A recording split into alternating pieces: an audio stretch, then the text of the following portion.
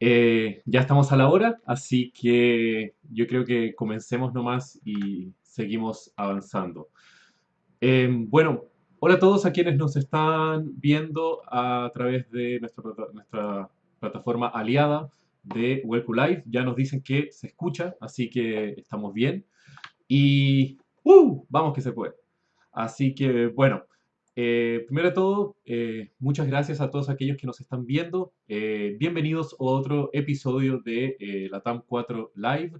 Estamos aquí presentes junto a Comal Datlani y yo, su anfitrión Leonardo Núñez. Y bueno, primero de todo, me gustaría decirte, Comal, muchísimas gracias por acompañarnos, por estar aquí, por traer toda esa buena energía y buenas vibras. ¿Cómo estás? Muchas gracias, Leo, a ti por la invitación y muy feliz siempre de estar conversando contigo. Qué bueno, qué bueno. Eh, bueno, comenzando un poquito por una pequeña introducción tuya, Comal, si podrías contar a la gente que nos está viendo en sus casas, en sus celulares, a través de esta divertida pandemia que nos tiene a todos en casa, si es que nos podrías decir un poco sobre ti y sobre la empresa que estás liderando en este momento, por favor. Sí, mi nombre es Comal Datlani, soy la CEO y cofundadora de Lab4U, en donde estamos democratizando las ciencias y cambiando la forma en la que se enseña ciencias, transformando los smartphones y las tablets en instrumentos de laboratorio. En resumen, quién soy y qué hago. Increíble, me encanta. Y bueno, como comenzando un poco bajo este contexto y lo que nos trae aquí para hablar un poco sobre la educación en STEM y todo eso. Según un estudio que publica el Foro Económico Mundial, desde mediados de abril, 191 países han anunciado o aplicado el cierre de escuelas y universidades, lo que ha afectado en promedio a más de 1.570 millones de personas. Sí, 1.500 millones. Y obviamente muchas instituciones educativas comenzaron a ofrecer cursos en línea para poder garantizar como la formación y la continuidad de sus alumnos durante todo este tiempo. ¿Cómo ves tú que ha sido un poco esta adopción como forzada de esta digitalización en diferentes instituciones? ¿En general crees que se están haciendo bien o mal las cosas? Como para dar un poco el contexto que vamos así en esta pequeña pandemia global. Sí, pequeña, gran pandemia global que nos está afectando a todos. Primero espero que todos los que nos están escuchando aquí en línea estén bien, que sus seres queridos estén bien. Eso es lo primordial. Y lo que tú dices, Leo, es muy cierto.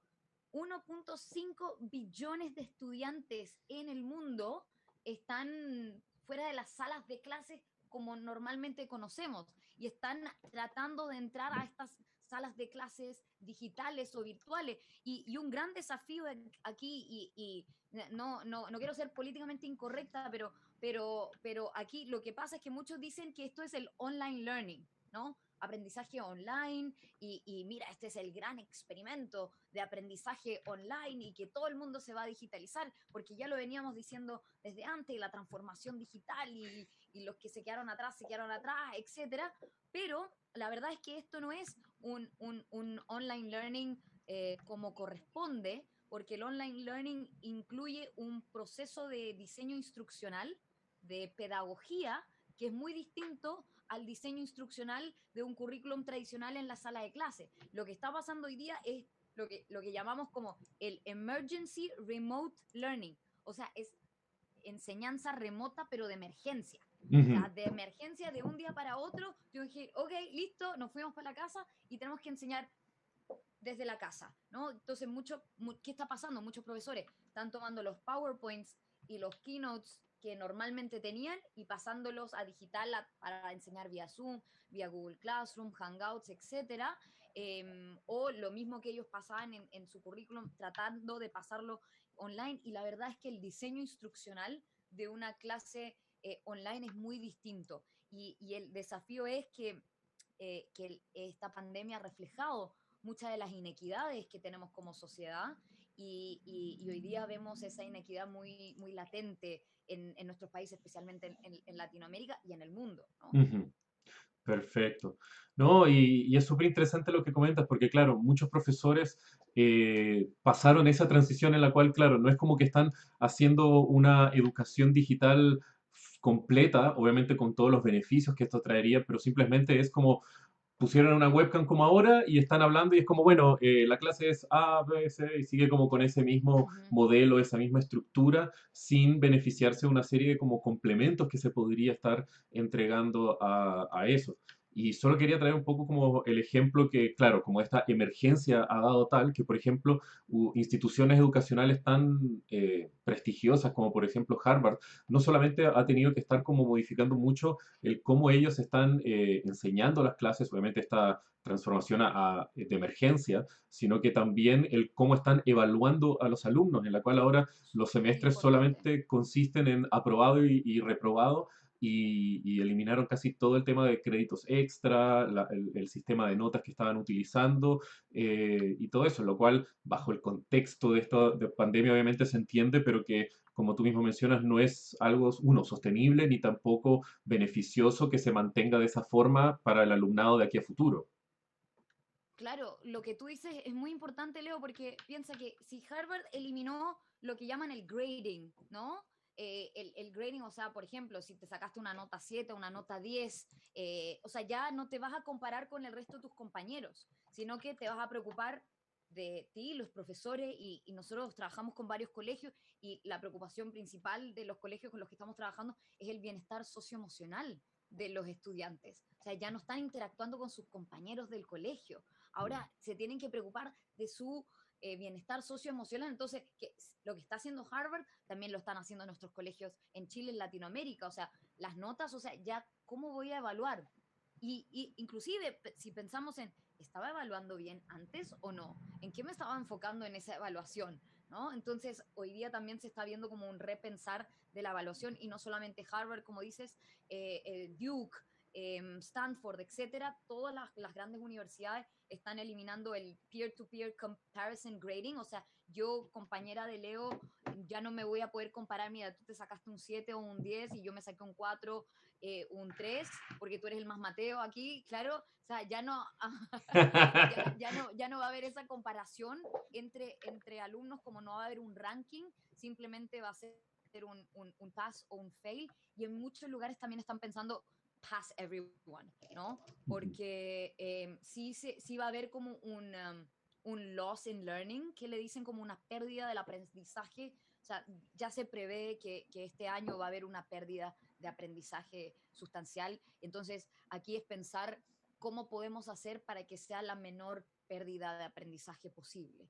Ujú. Eh, Claro, y como tú mencionas, es súper entendible considerando el contexto que, como tú mencionas, que sea de esa forma en la cual no es eh, que solamente se considere, bueno, ¿sabes qué?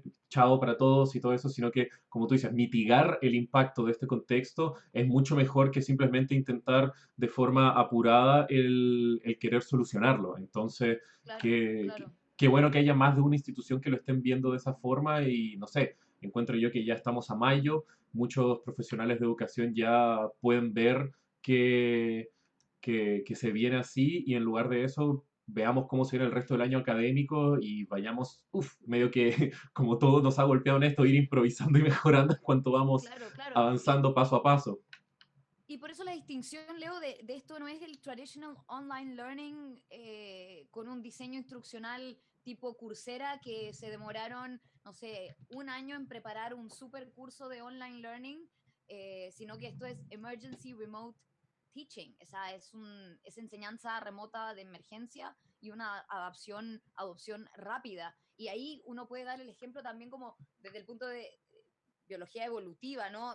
Como algunos van a sobrevivir y otros les va a costar mucho más, ¿no? Y ese modelo como de especiación, de survival of the fittest, como muy darwiniano, ¿no? De los que se prepararon en el pasado, los que ya estaban implementando tecnología educativa en sus salas de clase, van a estar mejor preparados que otros que probablemente se tengan que extinguir como instituciones que están pasando un tiempo muy difícil. Muchas universidades privadas lo están pasando mal en Estados Unidos, muchos colegios privados también lo están pasando mal, donde hay, ¿no?, papás que dicen, o sea, yo estoy invirtiendo una fortuna pagando por esta colegiatura y es muy difícil ver ese trabajo. Y también la otra distinción es que muchos papás dicen, no, es que yo estoy haciendo homeschooling. Y yo, no, no, Mm, no, no, no, no estás haciendo homeschooling,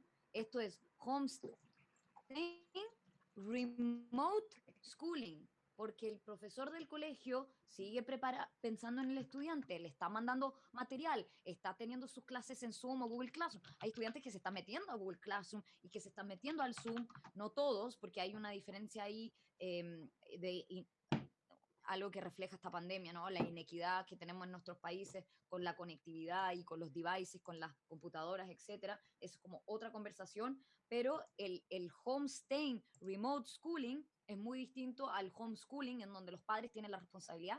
Aquí los colegios siguen existiendo y los profesores están haciendo un trabajo impresionante, ¿no? De ayudar a todos sus estudiantes, preparando las clases, grabando las clases, preocupándose de que si están sus propios hijos caminando por atrás, que no lo estén haciendo cuando están grabando las clases. O sea, los profesores son de verdad hoy día los héroes que están marcando la diferencia en la educación del día de hoy. Y gracias a esta pandemia hemos valorado mucho, creo, espero que se valore mucho más el rol del maestro y el rol del profesor. O sea, deberían aumentar los sueldos de los profesores. Esta profesionalización del docente hoy día debería ser mayor y los sueldos de los profesores deberían aumentar. Si son los profesionales que están educando a nuestros hijos y tenemos en una pandemia, sale a hablar el Ministerio de Salud, sale a hablar el Ministerio de Educación y sale a hablar el Ministerio de Hacienda. O sea, las tres áreas, o el Ministerio de Economía, las tres áreas que más nos están impactando en esta pandemia, y lo primero que hablamos es de educación. Entonces,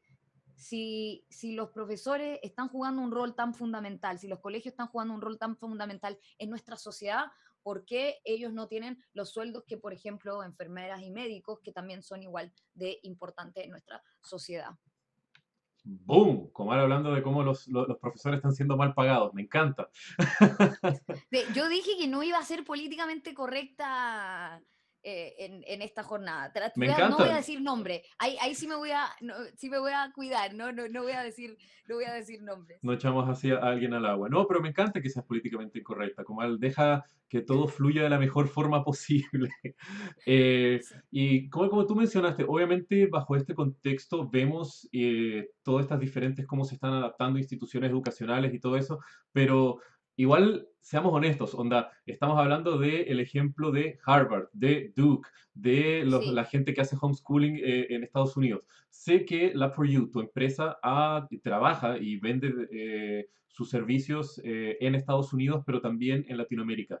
Considerando esta experiencia en la cual tienes como un pie en cada región, ¿cómo ves tú que cada una de las diferentes regiones se ha adaptado a este contexto? Y obviamente, ¿cómo ves tú también las desigualdades en la educación en cada una de esas regiones?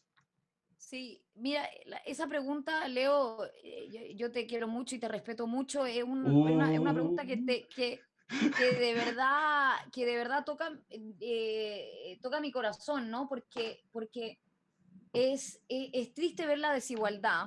Te doy solo como ejemplo, podemos tener una familia que tiene un computador y son 5 niños, mm, ¿no? O podemos tener un colegio en la Araucanía que no tiene internet, ¿no? Entonces, yo te hago la pregunta ahora a ti, o sea, como sociedad, ¿le hemos fallado o no le hemos fallado a ese colegio, a la Araucanía que no tiene internet, o esas familias que no tienen internet hoy día? Siendo internet, otra cosa políticamente incorrecta, internet, el acceso a internet debería ser un derecho humano. O sea, debería ser así como el agua que uno se toma. Bueno, esa es otra conversación, no voy a hablar del agua. Mejor. Entramos en lo políticamente incorrecto y no paramos. Sí, como que no, no paramos, no paramos. No, pero Internet debería ser un derecho. O sea, si yo tengo acceso a información, ¿no? Hoy día, en este siglo XXI, donde tenemos la era del machine learning, la era de inteligencia artificial, de los bitcoins, y la era de los drones, de los robots, de los aviones, y tenemos colegios aún y familias aún sin internet.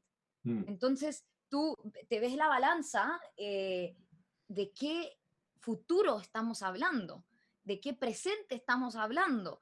Entonces, claramente veo una desigualdad que duele ver, y nosotros como sociedad, tanto sector público como privado, tenemos que ponernos las manos en el bolsillo y en el corazón para solucionar esos problemas que tenemos en Chile y en Latinoamérica.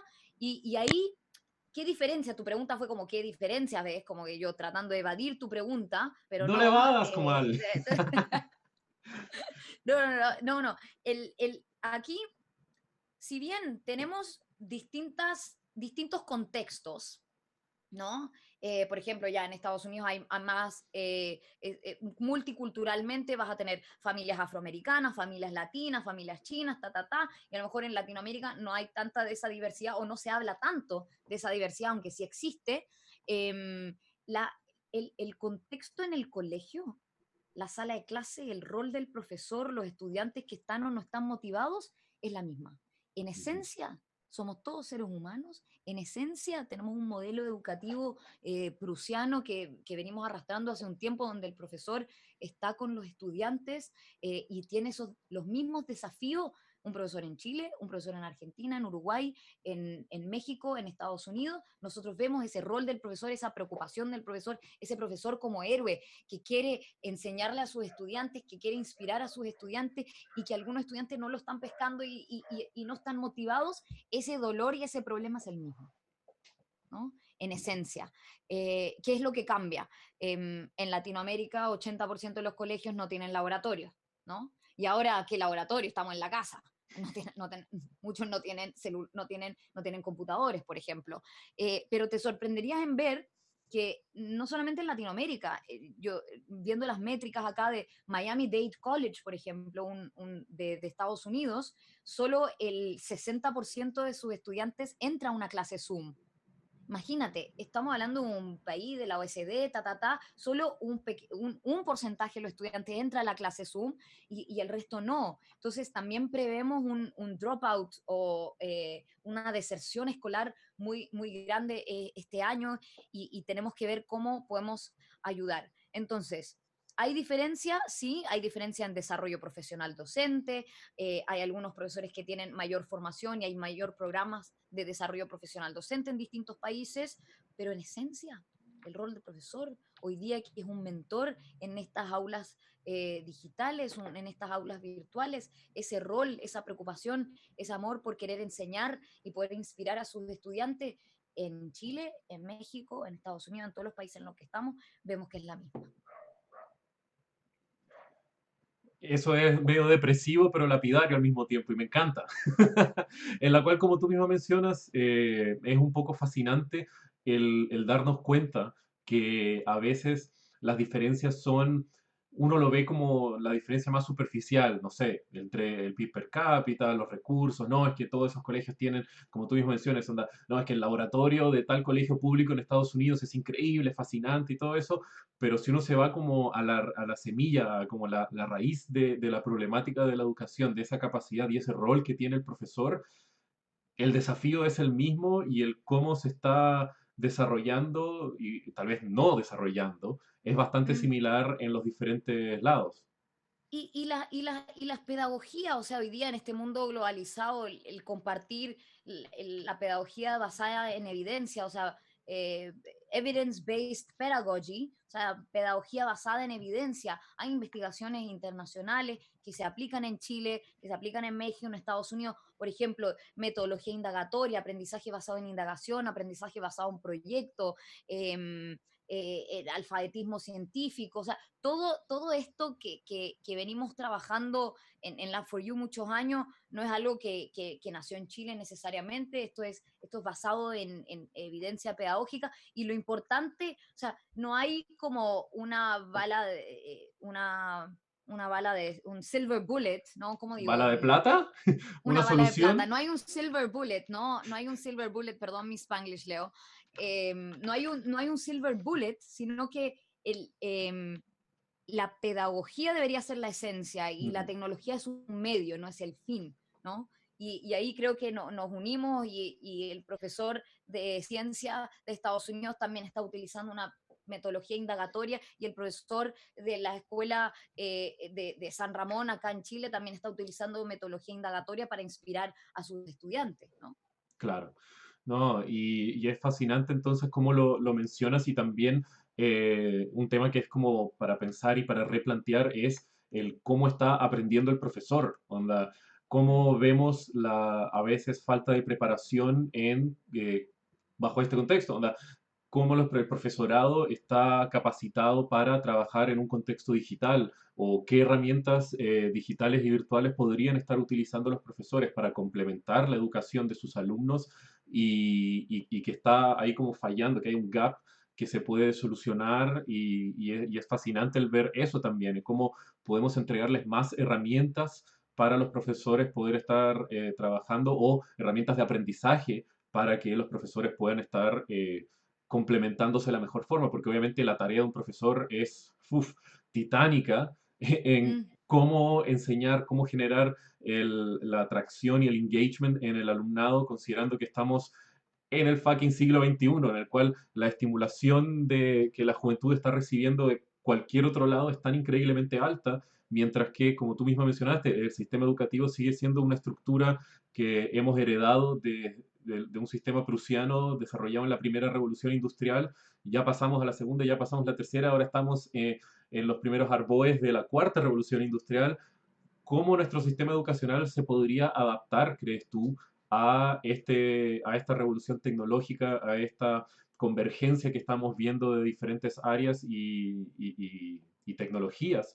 ¿Cómo podrías, según tu opinión, el adaptar el sistema educativo como de la primera a la cuarta revolución y hacer este como leapfrog que hemos mencionado en muchos episodios anteriores de la TAM 4, en el mm. cual usamos la tecnología, para los que nos están escuchando por primera vez, como una herramienta para apalancar y poder saltar como necesidades de infraestructura que a veces ciertos países tienen y pasar como una necesidad básica a ¡pum! Estar a un nivel súper avanzado de una. Sí, ahí Leo, tú mencionas muchas cosas en una pregunta, mencionas muchas aristas, o sea, te fuiste Sí, de la revolución industrial a la cuarta revolución industrial, o sea, te fuiste una, hablaste del leapfrog, ¿no? De este salto como, leapfrog como que el sapo, ¿no? Que hace un leap, ¿no? sí, El leapfrog y habla de los profesores. Entonces, me gustaría tomar los tres puntos que habla. Primero, del perfeccionamiento docente o el desarrollo profesional docente. Uno, y nosotros criticamos mucho la sociedad critica mucho al profesorado, pero yo pienso lo contrario, yo pienso que nosotros como sociedad le hemos fallado al profesorado. ujú, Nosotros deberíamos darle al profesorado herramientas, recursos, mejores sueldos, mejores condiciones laborales, etcétera. No, no al revés, no deberíamos exigirle porque ellos ya piensa que pre-pandemia ya tenían una pega muy difícil o una chamba, si los mexicanos que nos están escuchando, o un trabajo muy difícil, porque dije pega a los chilenos, ¿no? Y probablemente tu red ahí es bastante diversa aquí grande como al en la TAM pensando en 4. nuestros escucha oyentes y streamers de diferentes lados de Latinoamérica. Sí, entonces, claro, entonces y nosotros como sociedad, políticas públicas, sector privado, público, etcétera, le hemos fallado al profesorado y espero que esta pandemia nos cambie esa percepción e invertamos en donde deberíamos invertir, ¿no? Porque la conversación y la inversión en educación no debería ser una conversación, y yo lo he dicho muchas veces, no debería ser una conversación con los ministerios de educación, debería ser una conversación con los ministerios de Hacienda o de Economía, porque está comprobado, según el Banco Mundial y el Human Capital Index, que los países que más invierten en educación tienen mayor Producto Interno Bruto. O sea, si queremos llenar las arcas de un país financieramente, deberíamos invertir en educación. Y educación, muchas veces en los ministerios de educación y ahora el Ministerio de Ciencia y Tecnología son presupuestos que se necesitan. Investigación, desarrollo, ciencia y tecnología. Y bueno, y estamos en esta jornada le pusiste STEM al título, ¿no? STEM, cimientos del futuro, y nos hemos ido por un área como de educación, pero ya vamos a llegar a lo que es STEM. Entonces, hablaste de los profesores, luego hablaste del leapfrog y después de la ida de la revolución industrial a la cuarta revolución industrial. Cuando hablamos del leapfrog, hay un libro de Rebecca Whittrop de Brookings. Brookings es un think tank gringo muy famoso, brookings.edu o edu, lo pueden revisar y pueden revisar este libro de Rebecca, que ella habla de leapfrogging inequality. o sea, hacer este salto de la inequidad. Y Ujú. la base para hacer un leapfrog de inequality, de la inequidad, es la educación. Porque la educación es un equalizer, es el Ecualizador. que ecualizador, es el que aplana la cancha, es el que iguala la cancha. La educación debería ser esa oportunidad para igualar la cancha de la misma forma que se trató de hacer en la revolución industrial con el modelo prusiano de la educación. ¿Y por qué es tan importante este leapfrog inequality o leapfrog education? Es porque piensa que y ahora vamos a lo de la revolución industrial. Recomiendo el libro de Rebecca Winthrop, Leapfrogging Inequality, y pone como base Leapfrogging Education, ¿no? Que no queremos un cambio incremental, sino que queremos un cambio transformacional y hacer un salto grande ahí en la educación para disminuir la inequidad, ¿no? Que hay una directa relación entre educación y ingreso, etcétera. Ujú. Y con el ejemplo de revolución industrial, ¿qué es lo que pasó? En la revolución industrial existía un modelo prusiano de la educación, pero era un modelo en donde no era educación universal gratuita. Ujú. Entonces, en la revolución industrial sabemos del dolor social que existía, ¿no? La burguesía y el proletariado con el pueblo, y el pueblo jamás será vencido, que en octubre lo escuchamos mucho también en Chile, pero en la revolución industrial era un dolor social latente en la comunidad, y Claro. claro, y para qué decir históricamente qué pasó pre-revolución industrial, post-revolución industrial, y qué es lo que estaba pasando. El pueblo trabajador estaba reclamando que las máquinas iban a quitar el trabajo, que las máquinas que se estaban instalando, los coal miners, ¿no? Que antes los trabajadores hacían mucho trabajo manual, Sí. ¿no? Y entonces decían, no, es que las máquinas, las fábricas nos van a quitar, y viste que la fotito de la revolución industrial son como estos como pilares en donde es como la típica foto de la fábrica, ¿no? Mm. La fábrica de la revolución industrial. Entonces decían, las máquinas y las fábricas nos van a quitar el trabajo. ¿Qué es lo que pasaba? Es que este pueblo no sabía leer y escribir. Había un analfabetismo lectoescritor, ¿correcto? Entonces, en la revolución industrial había un analfabetismo lectoescritor. Entonces, él, cuando se reclamó por este dolor social, que las máquinas nos van a quitar el trabajo y que no vamos a poder leer los manuales de las máquinas y de las fábricas y solo los que saben leer van a poder trabajar, entonces la burguesía y el proletariado, los que tenían los recursos, iban a poder aprender a leer para poder trabajar. O sea, imagínate esa relación. Puedes trabajar si sabes leer y escribir, Mm. ¿no? Y vas a tener un trabajo si sabes leer y escribir. Entonces, qué es lo que hacen distintos gobiernos, etcétera? Dicen, vamos a implementar un sistema de educación universal gratuita. Y ahí, del dolor social de la revolución industrial, pasamos a momentos más de prosperidad. En la primera, segunda y tercera revolución industrial había un momento más de prosperidad donde todos empezaron a aprender a leer y a escribir. O sea, hubo un alfabetismo lectoescritor. Y ahora que estamos en esta cuarta revolución industrial, ¿no? Chan, chan, chan, el tema que le gusta a Leo. ¡Woo! Y en esta o revolución digital, ¿no? En donde se habla mucho de machine learning, artificial intelligence, y que los robots y los drones nos van a quitar el trabajo, y las fábricas de Amazon que tienen puros drones, y Alibaba y no sé qué. Los drones y las máquinas que nos van a quitar el trabajo. Yo soy de la idea de que las máquinas te quiten trabajo, pero que no te quiten el trabajo. Y en esta cuarta revolución industrial, cuando hablamos de alfabetismo, ya no hablamos de alfabetismo lectoescritor, hablamos de alfabetismo digital, ¿no?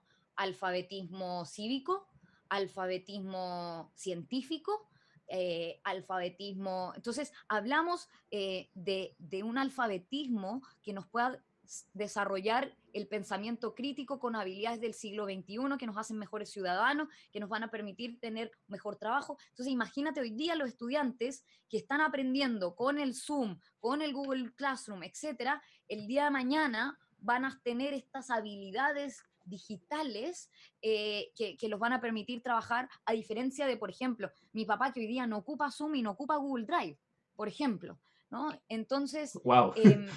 esa,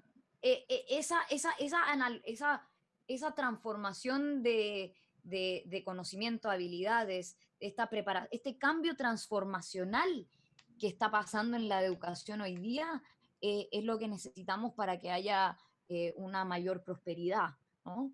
Y esperamos que los problemas de inequidad se vayan solucionando de a poco para que más estudiantes tengan la oportunidad de tener un alfabetismo científico, un alfabetismo cívico, digital, lectoescritor, etcétera, y que no seamos consumidores de tecnología, sino que creadores de tecnología. Porque yo puedo estar todo el día en el TikTok y todo el día en el Instagram y yo súper nativo digital, pero oye, eso no es alfabetismo.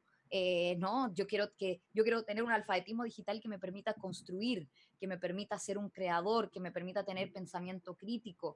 Y por eso las preguntas en la metodología indagatoria de enseñanza, las preguntas para pensar, como dice también Melina, importante en este minuto. Comal, ¿puedes citar No esa sé si última eso fuente respondió tu pregunta de la... que mencionaste otra vez que se te entrecortó un poquito la señal? Ah, sí, mencioné a Preguntas para Pensar, Melina Furman, ¿esa? Sí, eso mismo. Ujú. Y Comal, dando una continuidad, sí, creo que respondiste a eso y como otras 8 preguntas más dentro de todo, como que fue una aranga bastante avasalladora, no lo voy a poner en duda y me encantó. Como tú misma mencionaste, hablas al respecto de cómo, como haciendo esos paralelismos, onda, antes la educación era vista como, oye, vas a leer y escribir, tienes asegurado un empleo. Ahora estamos en la cual las necesidades son diferentes de educación y obviamente uno de los factores principales en la educación para ¿cómo se dice? Para la economía del futuro es el desarrollo de habilidades y conocimientos en las áreas de STEM, sin duda alguna. STEM, para los que nos están viendo ahorita, significa, es una sigla en Sí, inglés que viene de ciencia, tecnología, ingeniería y matemáticas. Entonces, bajo este contexto de STEM, ¿cómo ves tú el alfabetismo o educacional STEAM. o STEAM, porque es, le agrega la A de artes, lo cual es increíblemente necesario para también la prosperidad de una sociedad, así viéndolo más a futuro? Eh, ¿Cómo crees tú que estamos ahora construyendo un poco a través de la educación los cimientos de una sociedad en la cual el alfabetismo científico sea mayor? Sí, sí, se habla mucho, qué buena pregunta y bueno, gracias por aterrizarme a lo que nos convoca hoy día, que era STEM, ¿no? Siempre un muy buen entrevistador ahí y moderador, Leo. Cuando uno habla de STEM, ciencia, tecnología, ingeniería y matemática, y piensa en los STEM-based jobs, ¿no? Los trabajos basados en STEM, hoy día son trabajos mejores pagados. Hay una alta demanda por trabajos STEM, hay una alta demanda por trabajos en tecnología. Y Ujú. aquí, si te fijas, si ves uno de los últimos gráficos de Estados Unidos en base a los layoffs, layoffs son despidos masivos, no necesariamente te despiden porque hiciste mal tu pega o tu trabajo, sino que son layoffs que una empresa decide dejar a 25% de sus empleados ir. En Estados Unidos, en los últimos 2 meses, 36 millones de personas han perdido su trabajo y han filed un unemployment act, o sea, 36 millones de personas están pidiendo ayuda porque se quedaron sin trabajo en Estados Unidos. Y si tú ves en estas gráficas, la minoría es STEM-based jobs, ¿no? Ujú. La mayoría no lo es. Entonces, cuando tú piensas en los STEM-based jobs o los trabajos que están basados en tecnología, ves que son mejor pagados. Y cuando pensamos en el futuro del trabajo, en el futuro de nuestras economías, ahí necesitas muchas habilidades, no solamente científico-tecnológicas y matemáticas, y por eso me gusta agregar la A de las artes, porque hace como un ser humano más íntegro, etcétera. Es donde tú puedes trabajar en una industria donde sí o sí va a haber tecnología, sí o sí va a haber ciencias. Y piensa que hace 10 años no existían algunos trabajos. Mi Zoom me dice que estoy con Internet Connection Unstable. ¿Me escuchas bien?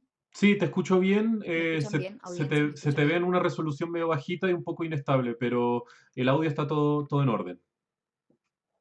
Hasta ahora en los comentarios no nos dicen mucho de la Perfecto. conectividad. Sí, porque justo me salió como una pantallita de... Sí. ¿Me escuchas ahora, Ya, Comal? perfecto, porque me salió como una pantalla que dice tu conexión está inestable.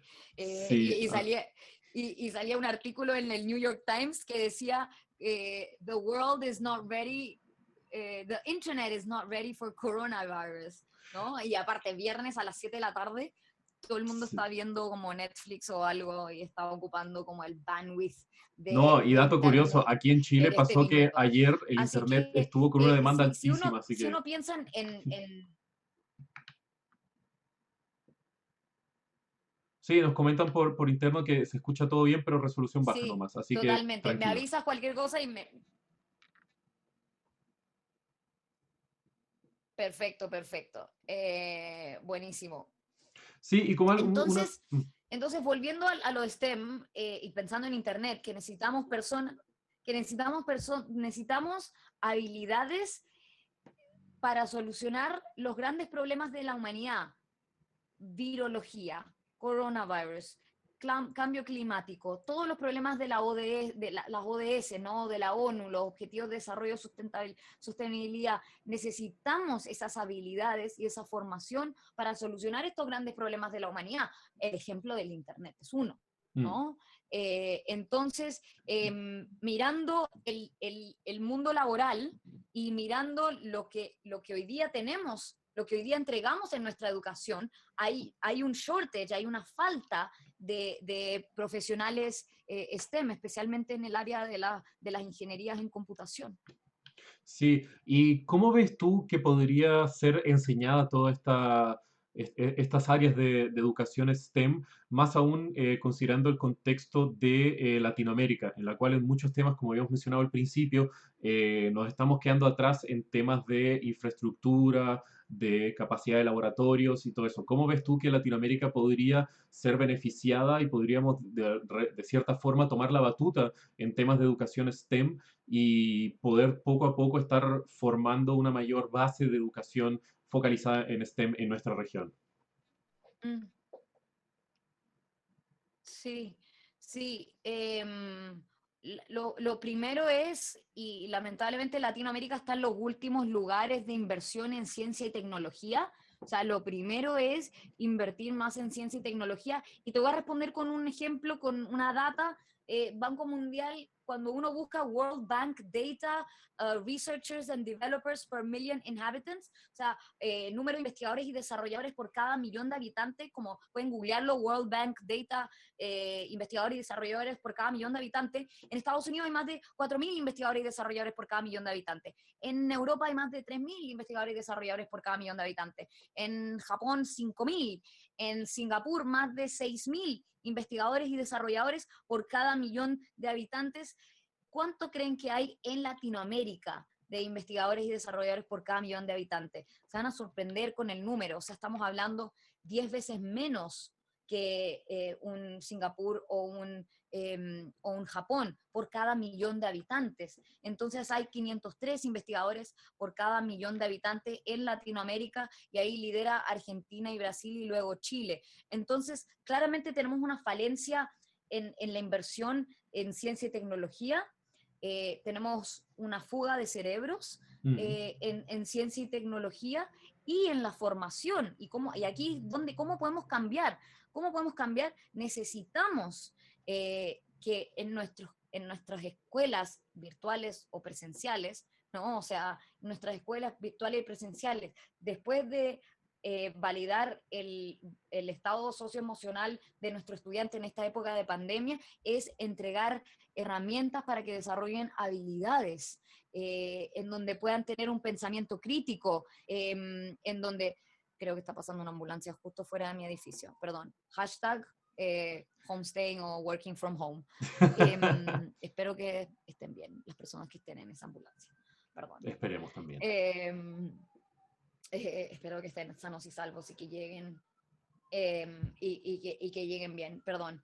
Entonces, como les decía, necesitamos que nuestro sistema educacional no se enfoque, y aquí esto no es políticamente correcto, que no se enfoque en el currículum, que tengo que pasar todo el temario de movimiento rectilíneo uniforme y aprenderme de memoria la fórmula de F igual M por A, Ujú. sino que nos podamos enfocar en habilidades, y ahí ese foco, hay muchos colegios que ya están innovando, nosotros trabajamos con algunos de esos colegios que están innovando y ya pre-pandemia inclusive, pensando más en habilidades de los estudiantes por sobre el currículum de apréndase de memoria la definición de todos los organelos de la célula, en vez de entender el funcionamiento, lo que es esencial, lo que es importante y lo que es anecdótico. Entonces, si logramos cambiar esa exigencia del currículum, y aquí, si tú me preguntas qué recomendación doy, y no es políticamente correcto decir, o sea, eh, chao el currículum tradicional,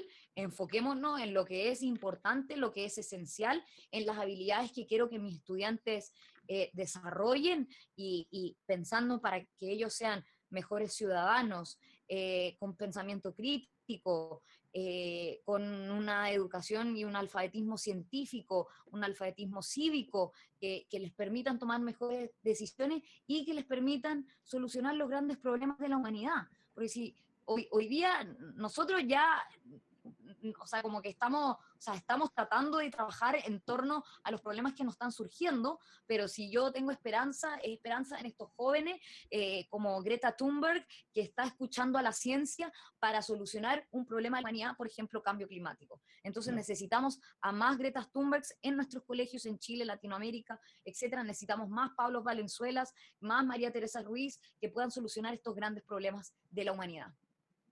Hermoso. Y Comal, te traigo una pregunta que viene desde el chat de nuestro stream. Catherine Aguayo nos dice, siendo así con todas esas habilidades que tenemos que desarrollar en nuestros niños y jóvenes, ¿cómo debiese cambiar el currículum como pilares claves? Bueno, creo que lo mencionaste un Oh, poco, wow, que pero buena pregunta. sí, muy buena pregunta, Catherine Aguayo, que by the way también conozco. Ella dirige un cuerpo académico en el Colegio Alberto Blesgana. Saludos al Colegio Alberto Blesgana, uno de mis colegios favoritos. Entonces, Catherine trabaja en toda la parte académica, ella es profesora y además es una de las directoras académicas del colegio. Y pensando, y es un colegio muy inspirador, y gracias por poner esta pregunta para el resto de la audiencia también, Catherine. Estas habilidades, cuando uno piensa en el currículum, Ujú. a ver si esto lo vas a grabar para un podcast también, ¿no? Porque yo tengo una pizarra acá que quiero, si es que me están viendo o no, Sí, se ve. ¿me ven? ¿Se ve? Bien. O sea, no, Se ve se que saqué ve. una pizarra. Sí. Se ve que saqué una pizarra. Ujú, se ve. Leo, se ve que saqué una pizarra. Sí, se ve que Entonces, sacaste cuando una uno piensa pizarra. en el currículum, voy a hacer tres. Ya, perfecto. Aquí está lo anecdótico. Por ejemplo, defíname todas las funciones de todos los organelos de la célula, ¿no? Anecdótico. Luego está lo importante, ¿no? Por ejemplo, la célula tiene distintos organelos, así es como funciona, y lo esencial, ¿no? Entonces, si nos enfocamos desde un punto de vista pedagógico en lo esencial para que los estudiantes puedan tener estos aprendizajes perdurables en ciencia, no pensando en aprenderse muchas cosas de memoria, sino con lo anecdótico, sino que se puedan llevar lo esencial y luego lo importante. Eso es lo que nosotros diríamos que cómo debiese cambiar el currículo, con un enfoque en lo esencial, porque ¿qué es lo que pasa? Los profesores tienen una presión muy grande, Leo, y toda la audiencia, de pasar el currículum, pasar el currículum. Y hoy día esta pandemia igual nos está ayudando a repensar eso, ¿no? O sea, repensar, porque ya, ¿qué currículum voy a pasar? Porque estoy obligado a pasar, mira, de la A, del objetivo de aprendizaje, tanto, tanto, o sea, hay toda una malla curricular que tengo que enseñar. Y ahora, si repienso el currículum, ¿no? Desde un punto de vista más holístico, enfocado en habilidades, habilidades del siglo XXI, los distintos alfabetismos, y enfocándome en lo más importante y en lo más esencial. Y ahí le voy a pedir a uno de nuestros profesores en Lab4U, que es profe Javier, que está en el Magíster de Didáctica de la Ciencia, que escriba un blog de cuáles son esas habilidades y cómo enfocarnos en esas habilidades, porque este mismo profesor me compartió un paper que se llama, y lo tengo acá, ¿por qué a los profesores de ciencia nos cuesta tanto cambiar nuestras concepciones y modelos didácticos? Tengo el paper acá que me compartió el profesor Javier, y este es un desafío real que tenemos en el mundo, en la industria de la educación científica y el mundo de la educación científica.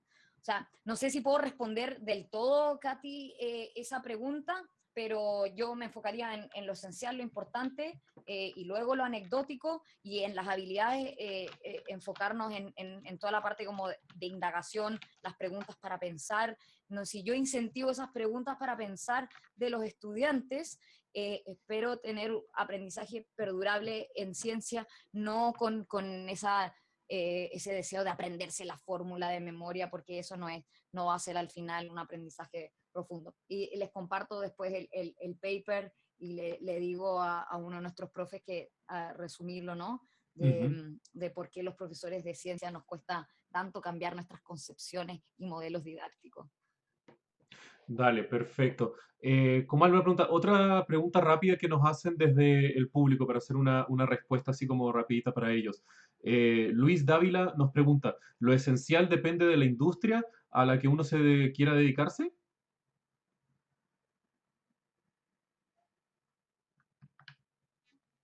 Sí, ok, no sé si entendí bien la pregunta, pero si es que entendí lo que estás pensando, como valga la redundancia, esto era una pregunta más enfocada al currículum, cuando vemos ese diagrama, ¿no? De lo importante, lo esencial perdón, lo esencial, lo importante y lo anecdótico. Estoy pensando en currículum. Estoy Sí. pensando si un profesor tiene que pasar el 100%, el Ministerio de Educación, y aquí no es políticamente correcto decir esto, el Ministerio de Educación le dice, mira, tú tienes que pasar todo este currículum, y es casi imposible profundizar en todos estos temas. Entonces ahí es donde uno elige lo esencial, luego lo importante y lo anecdótico. Entonces depende, yo sí diría, don't quote me on this, pero sí diría que dependería del, de lo que tú quieres estudiar, el área que estás estudiando. No sé si estás en la universidad o en el colegio. En el colegio yo me enfocaría más en las habilidades que necesito para el futuro del trabajo, y esa preparación que necesito para mi especialización, ¿no? Ujú. Hoy día hablamos mucho hoy día se está redefiniendo el concepto de universidad, el concepto de instituto técnico. Hoy día, por ejemplo, los Googles y los Lab4U están contratando a perfiles más por habilidades que por una certificación o un grado universitario, Ah, ¿no? A mí me increíble. importa más una persona que tenga las habilidades para solucionar problemas Ujú. a una persona que venga de una super duper universidad. Claro, increíble. Oye, Comal, nos hacen otra pregunta al público. Oye, se prendieron ahora. Marcela Gutiérrez pregunta, ¿qué puede modificar un profesor en términos reales de su currículum si los lineamientos están preestablecidos y en base al cumplimiento de esos lineamientos se hace la evaluación docente? Uf, esa está buena. No, claro, y por eso, es que Marcela, ahí, claro, por eso digo que lo que yo dije no es políticamente correcto, porque es ir en contra de lo establecido como obligación, y ahí hay distintos países que le dan distintas libertades curriculares a los colegios y a los profesores. Entonces, y ahí podemos debatir mucho más. O sea, yo no soy dueña de la verdad, y ahí hay muchas ramas, como que hay un grupo que dice no, que el colegio y el profesor debería tener esa libertad, y hay otra rama y otro grupo que dice no, el Ministerio de Educación tiene que poner un mínimo. y se tiene que cumplir ese mínimo, y en base a ese mínimo se va a evaluar al profesor y así sucesivamente. Entonces, como que no sé si es políticamente correcto para mí decir que olvidémonos del currículum y enfoquémonos en lo esencial y en lo importante cuando hay una obligación de gobierno. Lo que sí diría, y este es un debate que tengo con muchos a nivel ministerial también, es hoy día en lo que es esta pandemia, en lo que es repensar el currículum de este año y los años que vienen, los distintos modelos educativos que se están pensando.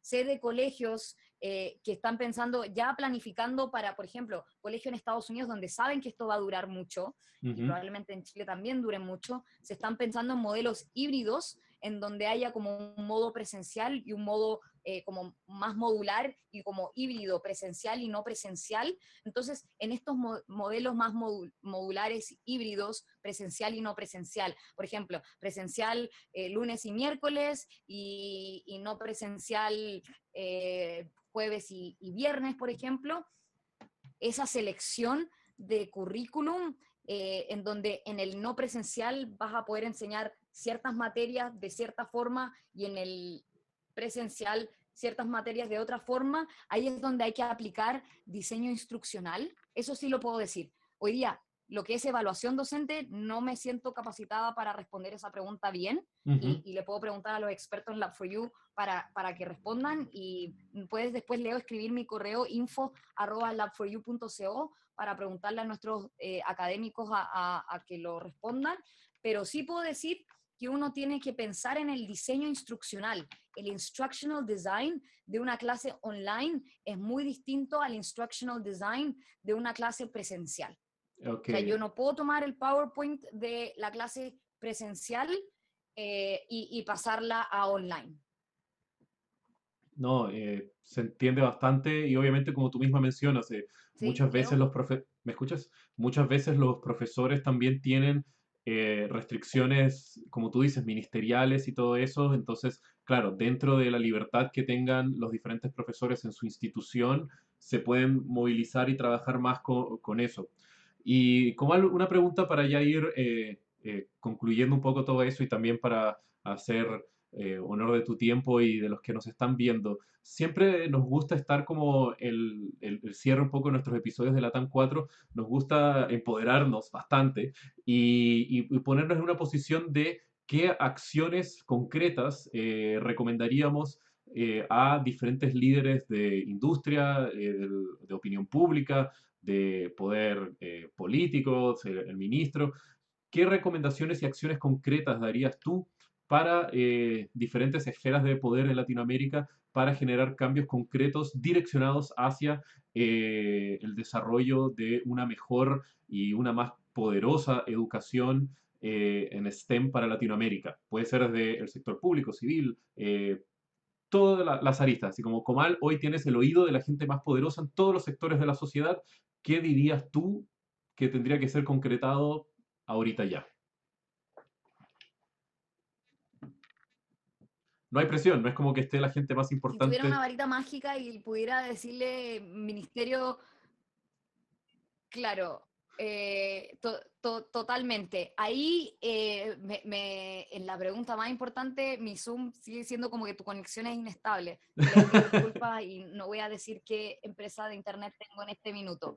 En la pregunta más importante, ahí yo diría, lo puedo resumir en tres, ¿no?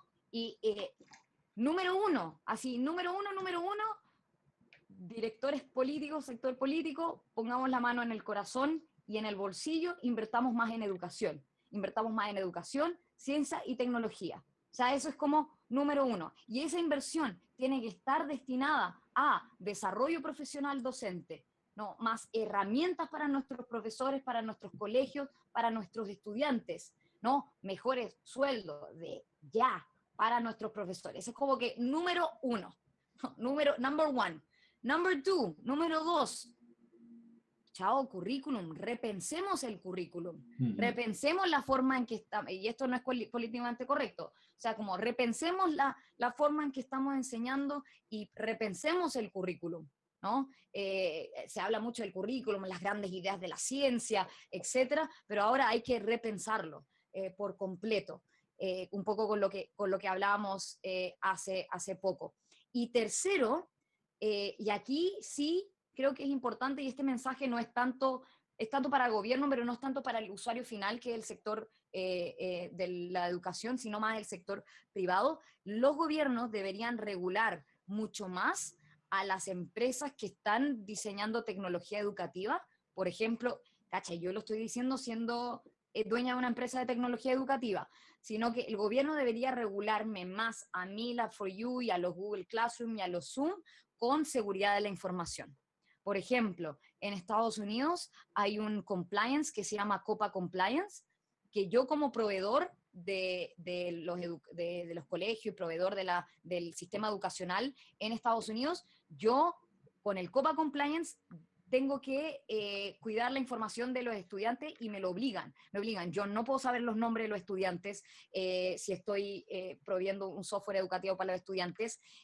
No puedo estar midiendo el GPS y si lo mío tengo que eliminar los últimos 3 dígitos de la latitud y, o sea, del GPS. O sea, Ajá. hay un compliance, hay un tema regulatorio en los colegios de Estados Unidos que es mayor que Latinoamérica. En Latinoamérica, ¿tú crees que el secretario de Educación de México me preguntó si es que nuestro software tenía esta regulación?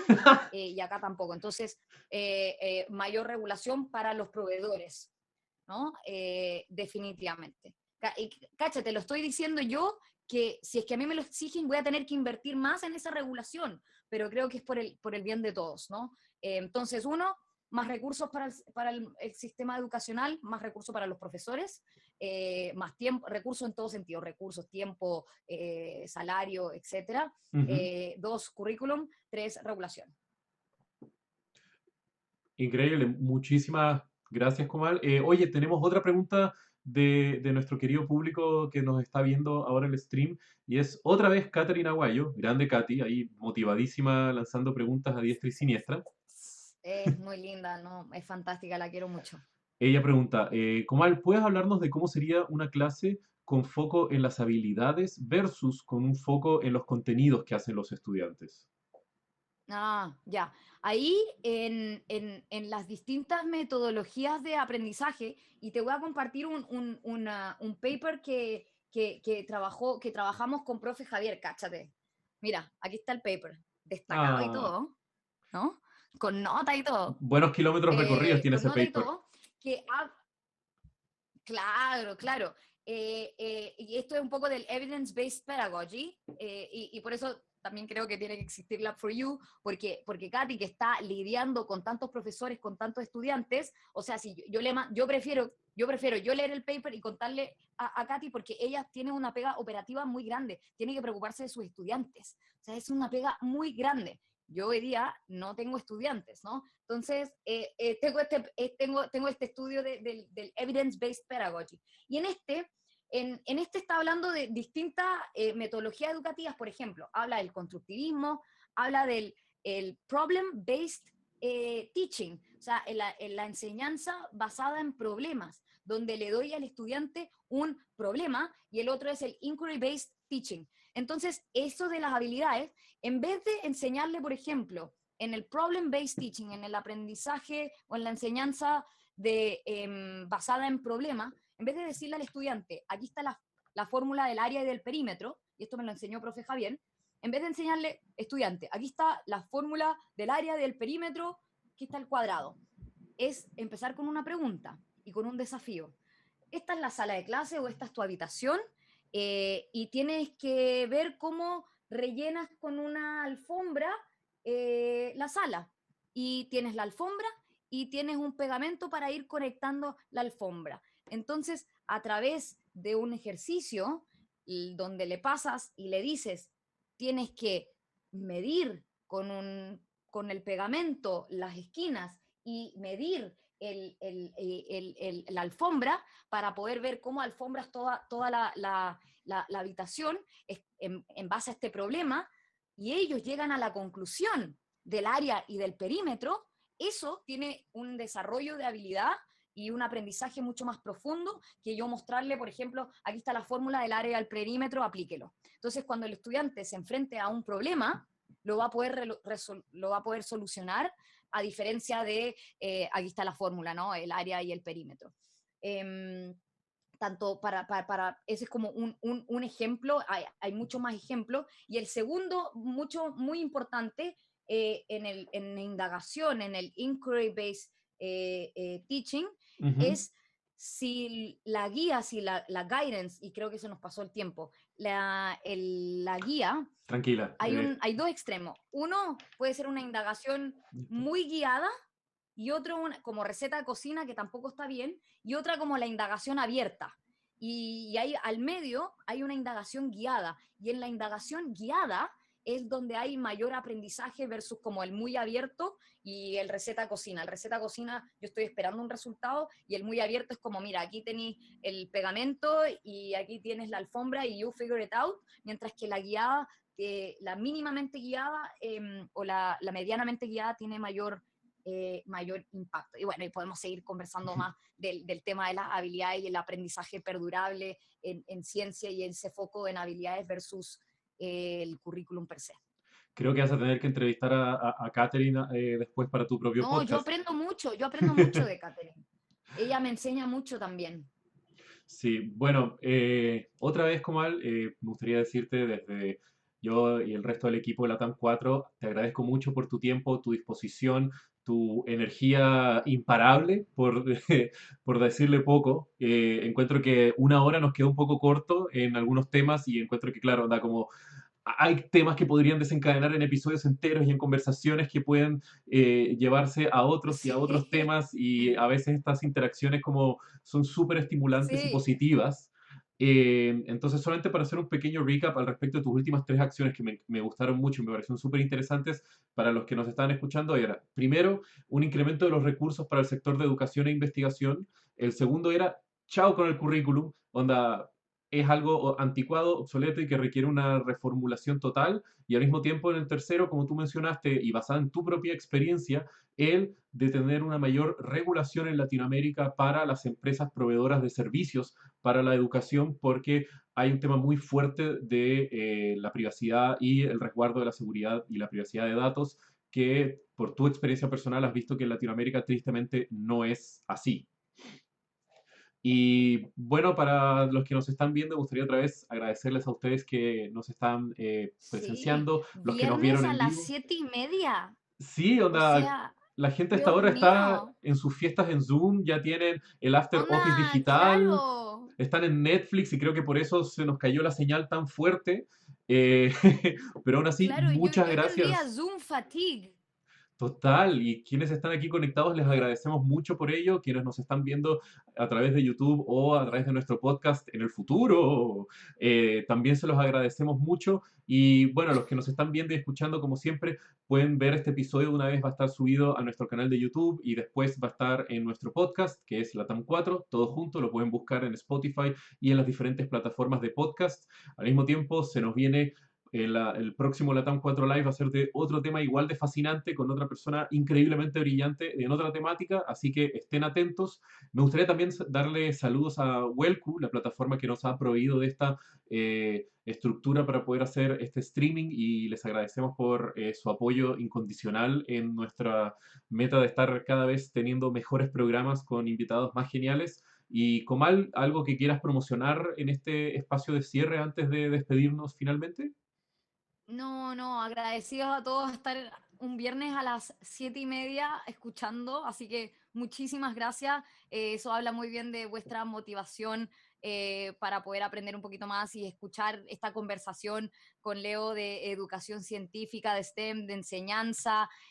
Un agradecimiento a todos los profesores que se están sacando la mugre todos los días para poder ayudar a sus estudiantes en estos tiempos tan difíciles, donde lo más importante, y eso, que este es un programa de STEM, yo puedo decir que lo más importante es el bienestar socioemocional de los estudiantes y de todos los trabajadores y de toda la humanidad. Entonces, pensemos en eso también y cuidémonos este fin de semana y sigamos haciendo el gran trabajo que estamos haciendo. Un agradecimiento a todos los profesores y que están luchando por la educación de sus estudiantes. Ok, muchísimas gracias otra vez a ti, Comal, y a todos los que nos están viendo. Nos vemos en el próximo episodio. Y, pequeña cuña, me dejan por interno que hoy es el Día del Maestro en Colombia, así que a todos los profesores colombianos, ¡uh! Felicidades en su día. Felicidades, felicidades.